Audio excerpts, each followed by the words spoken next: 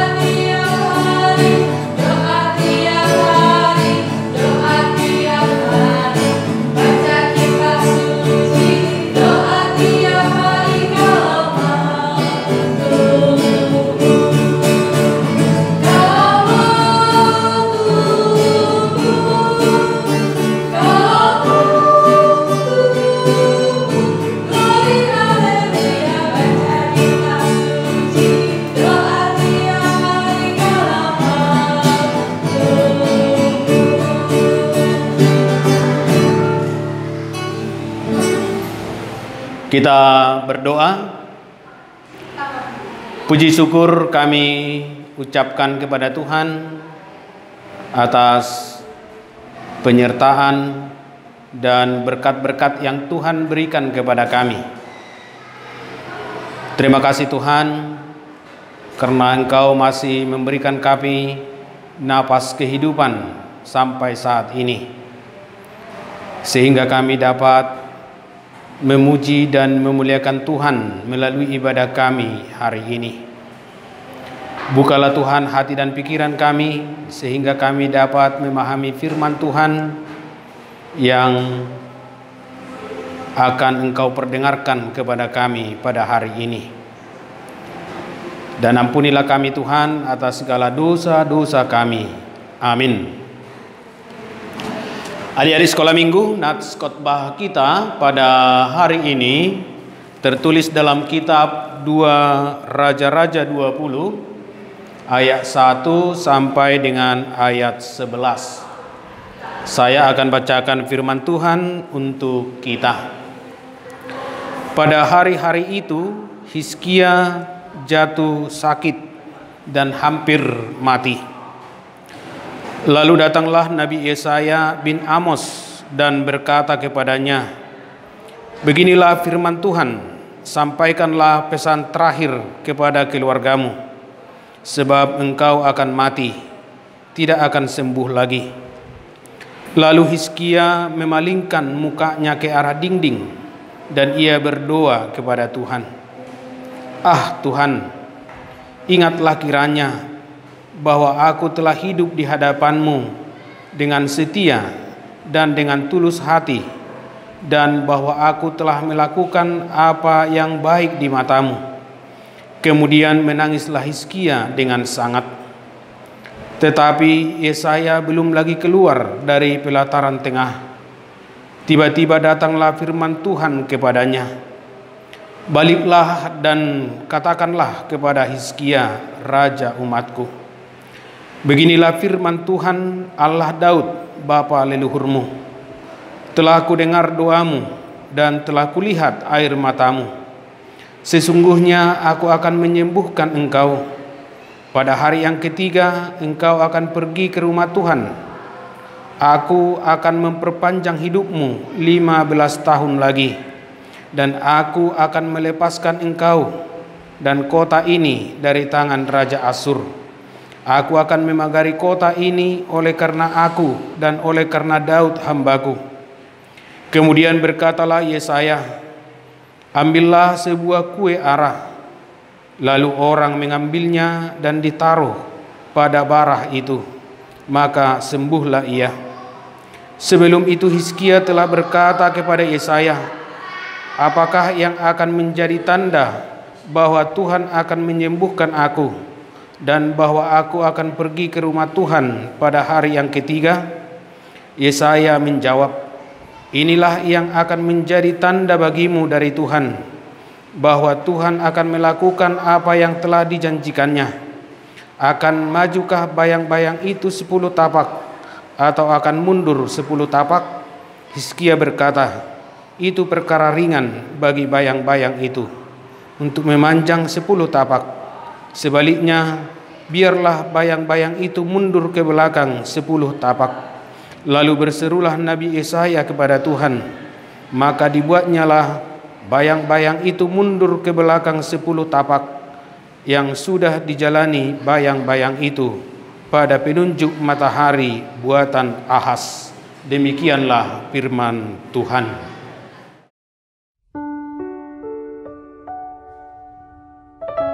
Suatu hari, Raja Hizkia menderita sakit sampai hampir mau mati. Lalu datanglah Nabi Yesaya ke istana menjenguk Raja Hizkia untuk menyampaikan pesan Tuhan. Nabi Yesaya berkata bahwa Raja Hizkia tidak akan sembuh dan akan mati. Mendengar pesan itu, Raja Hizkia menjadi sedih dan memalingkan mukanya ke tembok. Raja Hizkia berdoa, "Tuhan, ingatlah bahwa aku telah hidup dengan setia kepadamu." Setelah berdoa, kemudian Raja Hizkia menangis. Lalu Tuhan mendengar doa dari Raja Hizkia. Lalu Tuhan memberikan pesan kepada Nabi Yesaya. Kemudian pergilah Nabi Yesaya ke istana menemui Raja Hizkia menyampaikan pesannya lagi. Nabi Yesaya menemui Raja Hizkia yang masih sakit dan menyampaikan pesan firman Tuhan. Tuhan berkata bahwa Tuhan akan menyembuhkan Raja Hizkia dan menambah umurnya 15 tahun lagi. Tuhan memberikan tanda jika bayangan jam Ahaz mundur 10 tapak, maka janji ditepati. Tiba-tiba jam Ahaz mundur 10 tapak. Raja Hizkia menjadi sembuh dan bersuka cita. Raja Hizkia menjadi kuat kembali dan memerintah selama 15 tahun lagi. Tuhan melindungi Raja Hizkia dan menjaga kota kerajaannya. Cerita ini mengajarkan kita bahwa sesulit apapun yang telah terjadi dalam hidup kita, melalui doa dan percaya, Tuhan dapat memulihkan hidup kita sekalipun sepertinya tidak ada jalan keluar. Ingat selalu bahwa di dalam Tuhan Yesus selalu ada pengharapan. Tetaplah berdoa dan setia. Halo adik-adik sekolah minggu, saya akan bercerita tentang seorang raja, yaitu Raja Hizkia. Dia adalah raja bangsa Israel yang diangkat menjadi raja pada usia 25 tahun. Jadi bisa adik-adik ketahui, dia masih sangat muda, tetapi dia sudah menjadi seorang raja bagi Israel. Hizkia adalah raja yang baik. Dia raja yang setia beribadah kepada Tuhan. Dia selalu melakukan apa yang dikehendaki Tuhan. Hizkia adalah raja yang benci dengan penyembahan berhala. Oleh karena itu ketika dia memerintah di bangsa Israel, dia sangat tegas menolak segala penyembahan berhala di tengah-tengah bangsa Israel. Tetapi adik-adik sekalian, walaupun Hizkia itu orang yang baik, orang yang rajin beribadah kepada Tuhan, orang yang selalu melakukan apa yang dikehendaki Tuhan, tetapi itu bukan menjadi jaminan bagi Hizkia bahwa dia tidak akan jatuh sakit lagi. Ternyata Hizkia yang baik itu dia sakit. Dan dalam nats khotbah kita tadi sangat jelas dikatakan bahwa Hizkia tidak akan dapat lagi sembuh dari penyakitnya, bahwa Hizkia akan mati. Dan itu sudah diberitahukan Tuhan kepada Yesaya, dan Yesaya mengatakan itu kepada Hizkia. Coba adik-adik bayangkan jika Tuhan berkata kepada kita saat kita sedang lemah terbaring di rumah sakit, atau kita sedang lemah terbaring di rumah karena sakit, lalu Tuhan tiba-tiba berkata kepada kita, kita tidak akan sembuh lagi, kita akan mati. Bagaimana perasaan kita?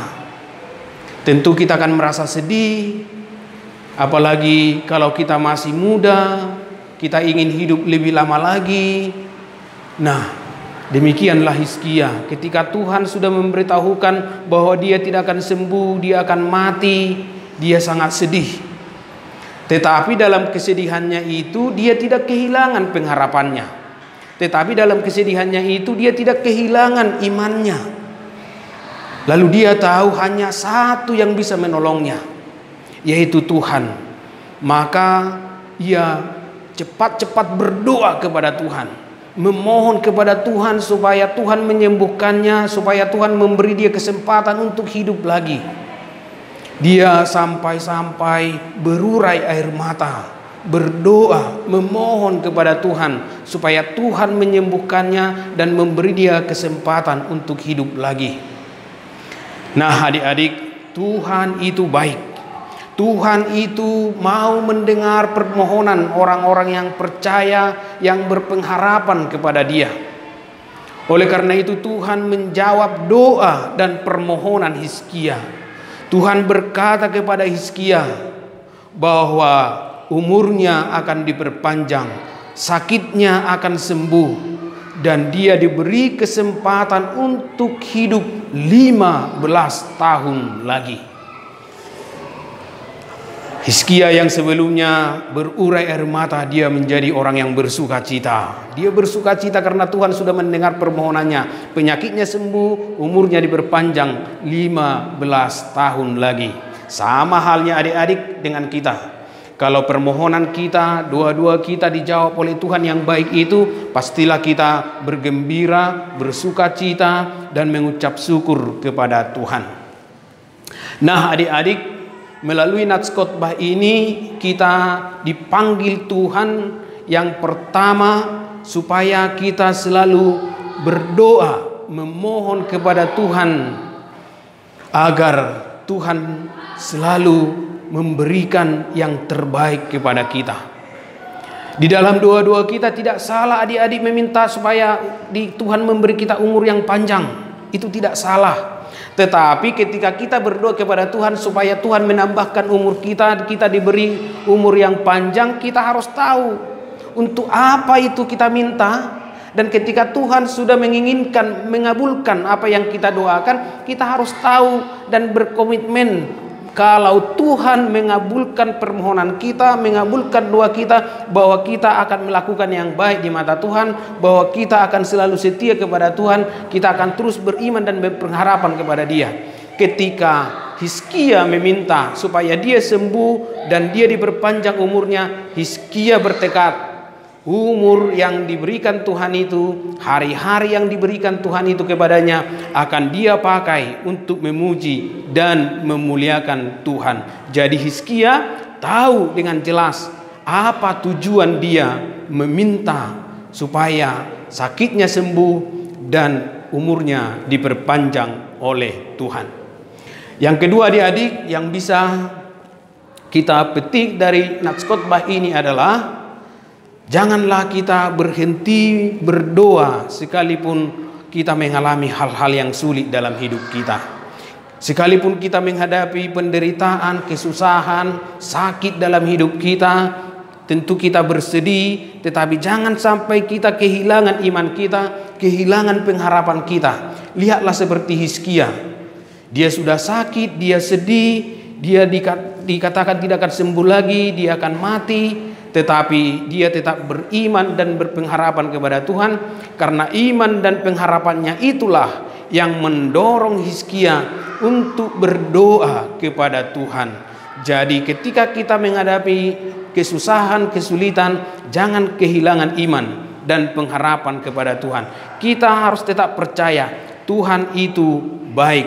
Apapun yang terjadi dalam hidup kita, itu pastilah yang terbaik dan sepengetahuan Tuhan. Dan apapun yang kita mohon dalam hidup kita, dalam doa kita, pastilah Tuhan memberikan yang terbaik dalam hidup kita. Amin. Kita berdoa. Kami puji dan kami muliakan nama-Mu ya Tuhan, atas segala kebaikan yang Tuhan berikan kepada kami. Tuhan selalu mendengar permohonan kami yang kami sampaikan melalui doa-doa kami. Bukan karena kebaikan kami Tuhan, tapi itu semata-mata karena kasih Tuhan kepada kami. Tuhan, ketika kami sakit, ketika kami menghadapi banyak kesusahan dan penderitaan, teguhkanlah iman dan pengharapan kami. Biarlah Tuhan, iman kami, pengharapan kami tidak mati karena penderitaan dan kesusahan yang kami hadapi. Tuhan, ke dalam tangan-Mu kami serahkan semua anak-anak sekolah minggu. Kiranya Tuhan yang selalu membimbing mereka, memberkati mereka, memberikan mereka hikmat, supaya mereka menjadi anak-anak yang bertumbuh di dalam iman kepada Yesus Kristus, dan yang bertumbuh di dalam pengharapan kepada Yesus Kristus. Berkatilah Tuhan orang tua mereka, berkati guru-guru mereka dan sahabat-sahabat mereka. Dan kami juga memohon kepada Tuhan, ampuni kami atas segala dosa-dosa yang kami perbuat. Hanya di dalam nama Yesus Kristus kami berdoa dan memohon. Amin. Oke adik-adik, sekarang saatnya kita mengumpulkan persembahan. Jangan lupa persembahan orang tuanya supaya dikasih nanti ke si dua wilayah masing-masing. Kita mau bernyanyi dari mana Kak? Dari buku ND nomor 550 Taman Keramaian ayat 1 dan 6. Musik agama.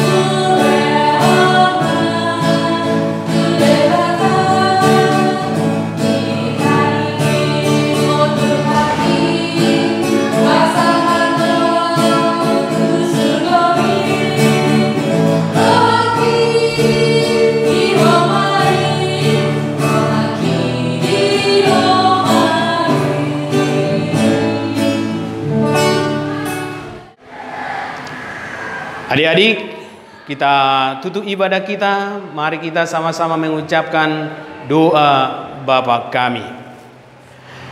Bapa kami yang di surga, dikuduskanlah namamu, datanglah kerajaanmu, jadilah kehendakmu di bumi seperti di surga. Berikanlah kami pada hari ini makanan kami yang secukupnya, dan ampunilah kami akan kesalahan kami, seperti kami juga telah mengampuni orang yang bersalah kepada kami. Dan janganlah membawa kami ke dalam pencobaan, tetapi lepaskanlah kami daripada yang jahat. Karena Engkaulah yang punya kerajaan dan kuasa dan kemuliaan sampai selama-lamanya. Amin. Terimalah berkat dari Tuhan Allah. Tuhan memberkati dan melindungi engkau. Tuhan menyinari engkau dengan wajahnya dan memberi engkau kasih karunia. Tuhan menghadapkan wajahnya kepadamu dan memberi engkau damai sejahtera. Amin. Amin. Amin.